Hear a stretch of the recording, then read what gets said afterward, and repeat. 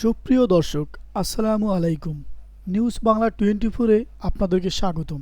প্রথমেই জানিয়ে দিচ্ছি সংবাদ শিরোনাম। 4 দাবিতে যুগপৎ কর্মসূচিতে যাচ্ছেন জামাত, এনসিপি সহ 8 দল। বাংলা মোটর ও গুলশানে ঝটিকা মিছিল, আওয়ামী লীগের 12 কর্মী গ্রেপ্তার। লন্ডনে তথ্য উপদেষ্টা মাহফুজ আলমের উপর হামলার চেষ্টা, আওয়ামী লীগের নেতাকর্মীদের।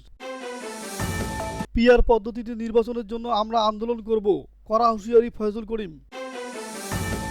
দুই পক্ষের সংঘর্ষে বরিশাল বিশ্ববিদ্যালয়ের রণক্ষেত্র। এতক্ষণ শুনছিলেন সংবাদ শিরোনাম। পুরো খবর পেতে ভিডিওটি শেষ পর্যন্ত দেখুন। সর্বশেষ খবর পেতে চ্যানেলটি সাবস্ক্রাইব করুন। এবার বিস্তারিত। অবিলম্বে জুলাই সনদের বাস্তবায়ন সহ 4 দফা দাবিতে যুগপৎ কর্মসূচিতে যাচ্ছে জামাতে ইসলামী, জাতীয় নাগরিক পার্টি সহ 8টি রাজনৈতিক দল। শীঘ্রই পৃথক সংবাদ সম্মেলন করে দলগুলো কর্মসূচি ঘোষণা করবে। সংশ্লিষ্ট দায়িত্বশীল সূত্রগুলো থেকে এ তথ্য জানা গেছে। অন্য দাবিগুলো হলো পিআর পদ্ধতিতে জাতীয় সংসদ নির্বাচনের জন্য লেভেল প্লেইং ফিল্ড, সবার জন্য সমান সুযোগ তৈরি করা এবং ফেসিবাদের দোসর হিসেবে জাতীয় পার্টি সহ 14 দলের কার্যক্রম নিষিদ্ধ করা। জানা গেছে, কয়েক দফা বৈঠকের পর জুলাই জাতীয় সনদের আইনি ভিত্তি বাস্তবায়ন সহ এর ভিত্তিতে আগামী জাতীয় নির্বাচন অনুষ্ঠান সহ 4 দফা দাবিতে দলগুলো যুগপৎ কর্মসূচির শুরুর বিষয়ে একমত হয়েছে। সংশ্লিষ্ট সূত্র জানায়, এই যুগপৎ কর্মসূচিতে যুক্ত হচ্ছে জামাতে ইসলামী, এনসিপি, চরমোনাই পীরের দল, ইসলামী আন্দোলন বাংলাদেশ, মাওলানা মামুনুল হকের নেতৃত্বাধীন বাংলাদেশ খেলাফতে মজলিস, মাওলানা আব্দুল বাসিত আজাদ ও আহমদ আব্দুল কাদেরের নেতৃত্বাধীন খেলাফত মজলিস, নুরুল হকের নেতৃত্বাধীন গণ অধিকার পরিষদ, মুজিবুর রহমান মঞ্জুর নেতৃত্বাধীন আমার বাংলাদেশ এবি পার্টি ও সরওয়ার কামাল আজিজের নেতৃত্বাধীন বাংলাদেশ নেজামী ইসলাম পার্টি। এর মধ্যে বাংলাদেশ খেলাফত মজলিস আগামীকাল রোববার সংবাদ সম্মেলন করে যুগপৎ আন্দোলন কর্মসূচির ঘোষণা করবে বলে দলীয় সূত্রে জানা গেছে। অন্য দলগুলো শীঘ্রই কর্মসূচি ঘোষণার কথা রয়েছে। আগামী সপ্তাহ থেকে যুগপৎ কর্মসূচি শুরু হতে পারে। ইসলামী আন্দোলনের জ্যেষ্ঠ মহাসচিব গাজী আতাউর রহমান গত রাতে প্রথম আলোকে বলেছেন, তারা আগামী সোমবার পুরনো পল্টনে দলের কেন্দ্রীয় কার্যালয়ে সংবাদ সম্মেলন করে কর্মসূচির ঘোষণা দেবেন। তিনি জানান, সব দল অভিন্ন কর্মসূচি দেবে। জুলাই সনদের আইনি ভিত্তি সহ কিছু বিষয়ে এনসিপির সঙ্গে জামাতি ইসলামী সহ কয়েকটি দলের এক ধরনের বোঝাপড়া রয়েছে। জামাতের উচ্চ পর্যায়ের একজন নেতা কয়েকটি দলের সঙ্গে যুগপৎ কর্মসূচির সিদ্ধান্তের কথা স্বীকার করেছেন। এ বিষয়ে এনসিপির জ্যেষ্ঠ যুগ্ম আহ্বায়ক আরিফুল ইসলাম আদিব প্রথম আলোকে বলেন, এনসিপি গণপরিষদ নির্বাচনের মধ্যে জুলাই সনদ বাস্তবায়ন চায়। অন্য কয়েকটি দল সরাসরি গণপরিষদ নির্বাচনের কথা না বললেও জুলাই সনদের আইনি ভিত্তির বিষয়ে একমত। বিভিন্ন দলের সঙ্গে এটি সহ কয়েকটি বিষয় নিয়ে আমাদের আনুষ্ঠানিক আলোচনা চলছে। অভিন্ন ইস্যুতে যুগপৎ আন্দোলনের আলোচনাও আছে। বিষয়টি এখনও চূড়ান্ত হয়নি। দলগুলোর নেতারা বলছেন, তারা প্রধান উপদেষ্টার ঘোষিত সময়ে আগামী ফেব্রুয়ারি মাসেই নির্বাচন চান।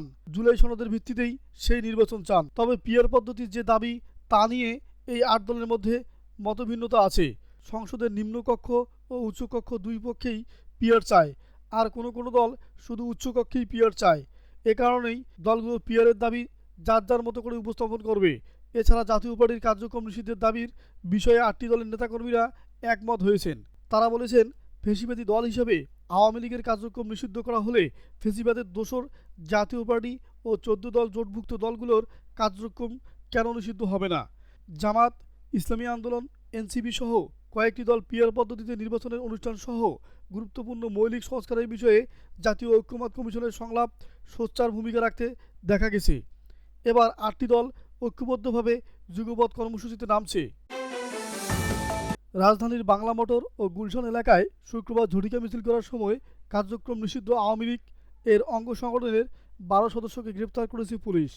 এর আগে গত বৃহস্পতিবার মিরপুর ও দারুস সালাম এলাকায় ঝটিকা মিছিল করার সময় আওয়ামী লীগ ও অঙ্গ সংগঠনের 18 নেতাকর্মীকে গ্রেপ্তার করা হয়। পুলিশ জানায়, শুক্রবার বেলা 2:30টার দিকে বাংলা মোটরের জাতীয় নাগরিক পার্টির কার্যালয়ের এনসিপির সামনে জড়ো হয়ে ইন্টারকন্টিনেন্টাল হোটেলের দিকে মিছিল নিয়ে যাচ্ছিলেন আওয়ামী লীগের নেতাকর্মী ও অনুসারীরা। মিছিলে শেখ হাসিনা আসবে, বাংলাদেশ হাসবে, জয় বাংলা, জয় বঙ্গবন্ধু ইত্যাদি স্লোগান দেওয়া হয়। এ সময় রমনা থানার পুলিশ 6 জনকে গ্রেপ্তার করে। ঢাকা মহানগর পুলিশের সংবাদ বিজ্ঞপ্তিতে বলা হয়, বেলা 3:15 থেকে 4টার মধ্যে আওয়ামী লীগ ও সহযোগী সংগঠনের সদস্যরা রাজধানীর গুলশানে ঝটিকা মিছিল বের করেন। সেখান থেকে পুলিশ 6 জনকে গ্রেপ্তার করে। সংবাদ বিজ্ঞপ্তিতে আরও বলা হয়, তারা সংঘবদ্ধ হয়ে আইনশৃঙ্খলা বিনষ্টির মাধ্যমে দেশকে অস্থিতিশীল করা সহ রাজধানীর বিভিন্ন স্থানে ঝটিকা মিছিল করে জনমনে আতঙ্ক সৃষ্টির অপচেষ্টায় লিপ্ত। তাদের বিরুদ্ধে আইনানুগ ব্যবস্থা গ্রহণ প্রক্রিয়াধীন। লন্ডনের University of London School of African and Oriental Studies SOAS ক্যাম্পাসে আয়োজিত একটি সেমিনার থেকে বের হয়ে যাওয়ার সময় তথ্য ও সম্প্রচার উপদেষ্টা মাহফুজ আলমের উপর হামলার চেষ্টা করেছেন আওয়ামী লীগের নেতাকর্মীরা। লন্ডনের কেন্দ্রস্থল বুলমুসবাড়ি এলাকায় সোয়াস ক্যাম্পাসে ওই সেমিনারটি বিশ্ববিদ্যালয় কর্তৃপক্ষের সঙ্গে যৌথভাবে আয়োজন করেছিল বাংলাদেশ হাইকমিশন। লন্ডনের স্থানীয় সময় শুক্রবার সন্ধ্যা 7টায় সোয়াস ক্যাম্পাসের পেছনের রাস্তা দিয়ে হাইকমিশনের গাড়ি বের হলে গাড়ির উপর ডিম নিক্ষেপ করেন আওয়ামী লীগের নেতাকর্মীরা। এ সময় হাইকমিশনের কালো রঙের BMW গাড়ির সামনে শুয়ে পড়ার চেষ্টা করেন তাদের কয়েকজন, কিন্তু পুলিশের হস্তক্ষেপে তাদের সেই চেষ্টা ব্যর্থ হলেও তারা গাড়ির উপর ডিম নিক্ষেপ করেন। তবে ওই গাড়ির ভেতরে মাহফুজ আলম ছিলেন না বলে দাবি করেছেন লন্ডনের Bangladesh high commission. High commission press minister Akbar Hossain প্রথম আলোকে বলেন, আওয়ামী লীগের কর্মীরা এই গাড়িতে মাহফুজ আলম আছেন মনে করে ডিম ছুড়লেও তিনি অন্য রাস্তা অন্য গাড়ি দিয়ে সোয়াস ক্যাম্পাস ত্যাগ করেছেন। পরে লন্ডনে বাংলাদেশ হাইকমিশনে জুলাই গণ অভ্যুত্থানের 1 বছর শীর্ষক এক আলোচনা অনুষ্ঠানে তথ্য উপদেষ্টা মাহফুজ আলম বলেছেন, আজ আমি আওয়ামী লীগের আক্রমণের কাছাকাছি পর্যায়ে ছিলাম। ইসলামী আন্দোলন বাংলাদেশের জ্যেষ্ঠ নায়েবে আমির মুফতি সৈয়দ মোহাম্মদ ফজলুল করিম বলেছেন, পিআর সিস্টেমে নির্বাচনই বাংলাদেশের সবচেয়ে নিরাপদ নির্বাচন। পিআর সিস্টেমে নির্বাচনের জন্য আমরা আন্দোলন করব, সংগ্রাম করব। সরকারকে বলবো পিআর সিস্টেমেই নির্বাচন দেন। যদি না দেন তাহলে অবশ্যই বাংলাদেশের জনগণের কাছে গণভোট দেওয়ার জন্য বাক্স দেন। যদি জনগণ পিআর সিস্টেম চায় তাহলে আমরা করব, আর জনগণ না চাইলে আমরা করব না। শুক্রবার বিকেলে খুলনা নিউ মার্কেট চত্বরে অনুষ্ঠিত সমাবেশে প্রধান অতিথির বক্তব্যে ফয়জুল করিম এসব কথা বলেন।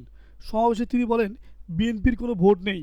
এই ভোট একসময় ছিল মুসলিম লীগের, সেখান থেকে আওয়ামী লীগ, তারপর আসছে বিএনপি, এরপর জাতীয় পার্টির, এবার জোটের ভোট।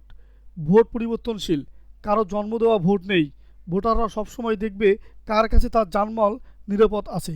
সাংবাদিকদের এক প্রশ্নের জবাবে ইসলামী আন্দোলনের জ্যেষ্ঠ নায়েবে আমির বলেন, যার কাছে আমার জানমাল ইজ্জত নিরাপদ থাকবে আমি তাকেই ভোট দেব, অন্য কাউকে ভোট দিতে পারি না।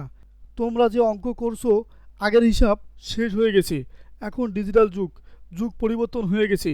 আওয়ামী লীগের 17 বছর যে জুলুম অত্যাচার করেছে, সেখান থেকে কিছু মানুষ এমনভাবে তৈরি হয়েছে তারা জুলুম অত্যাচারকে তোয়াক্কা না করে দুনিয়া থেকে মেটাবার জন্য তৈরি হয়েছে। কোনো জুলুম অত্যাচারকে তারা ভয় পায় না, প্রতিবাদ তারা শিখে গেছে। ফয়জুল করিম বলেন, ভোট না দিলে সেন্টার থেকে ফেরত দেবে না এমন বক্তব্য আছে, কিন্তু সেই জামানা শেষ হয়ে গেছে। এবার ভোট দেবে শান্তিপ্রিয় মানুষদের। খুলনায় একসময় গুন্ডা ছিল, তাদের হুমকি ধমকি ছিল। এখন গুন্ডাতন্ত্র আছে।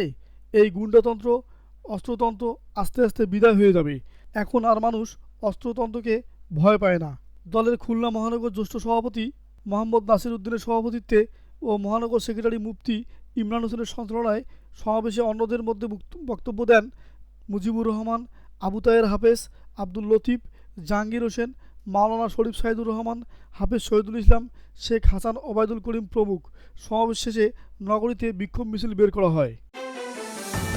বরিশাল বিশ্ববিদ্যালয়ে ফুটবল খেলাকে কেন্দ্র করে দুই বিভাগের শিক্ষার্থীদের মধ্যে সংঘর্ষের ঘটনা ঘটেছে। এতে ক্যাম্পাসে ব্যাপক উত্তেজনা বিরাজ করছে। শুক্রবার রাত 7টার দিকে এ সংঘর্ষ শুরু হয়। ইতিমধ্যে ঘটনাস্থলে উপস্থিত হয়েছেন বিশ্ববিদ্যালয়ের ভিসি ও প্রক্টর। শিক্ষার্থীরা জানান, শুক্রবার বিকেলে বিশ্ববিদ্যালয়ের মার্কেটিং বিভাগ ও অ্যাকাউন্টিং বিভাগের মধ্যে ফুটবল খেলা চলছিল। এ সময় প্রথম দফায় এক শিক্ষার্থীকে মারধরের ঘটনা ঘটে। পরে বিষয়টি বড় আকারে রূপ নেয়। অন্তত 10 জন শিক্ষার্থী আহত হয়েছে বলে জানা গেছে। তাদের মধ্যে কয়েকজনকে বিশ্ববিদ্যালয় মেডিকেল সেন্টারে প্রাথমিক চিকিৎসা দেওয়া হয়। বিশ্ববিদ্যালয়ের ভারপ্রাপ্ত প্রক্টর রাহাত হোসেন ফয়সাল বলেন, ঘটনা শুনে আমরা তাৎক্ষণিকভাবে মাঠে যাই এবং পরিস্থিতি নিয়ন্ত্রণে আনার চেষ্টা করি। কারা উস্কানি দিচ্ছে, কারা সংঘর্ষে জড়িয়েছে তা খতিয়ে দেখা হচ্ছে। দায়ী শিক্ষার্থীদের বিরুদ্ধে ব্যবস্থা নেওয়া হবে। ঘটনার পর ক্যাম্পাসে উত্তেজনা বিরাজ করছে। সাধারণ শিক্ষার্থীরা বলছেন, খেলাকে কেন্দ্র করে এমন সহিংসতা দুঃখজনক। তাদের দাবি, দ্রুত তদন্ত করে দোষীদের চিহ্নিত করা হোক।